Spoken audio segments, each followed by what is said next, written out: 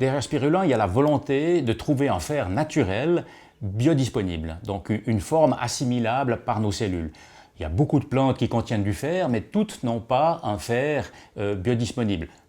Le fer qu'on trouve dans les végétaux est d'origine naturelle puisqu'il fait partie des cellules de ces plantes-là.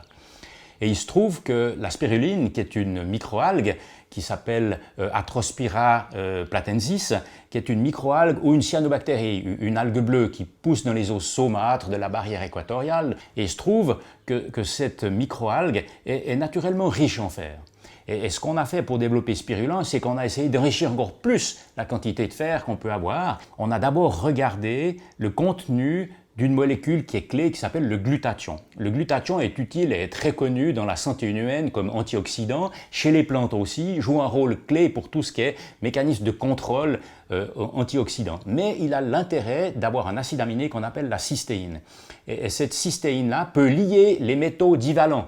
Les métaux divalents, ça veut dire 2+, et le fer est 2+.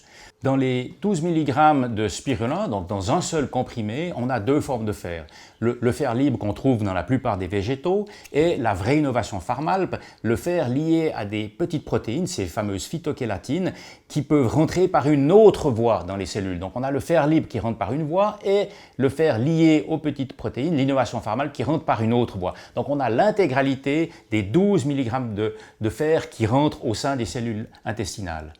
Et l'autre innovation Pharmalp est au niveau de la galénique. Les granulés qui constituent le comprimé ont été conçus pour transiter sans dommage au travers de l'estomac et des acides gastriques pour arriver au niveau de l'intestin.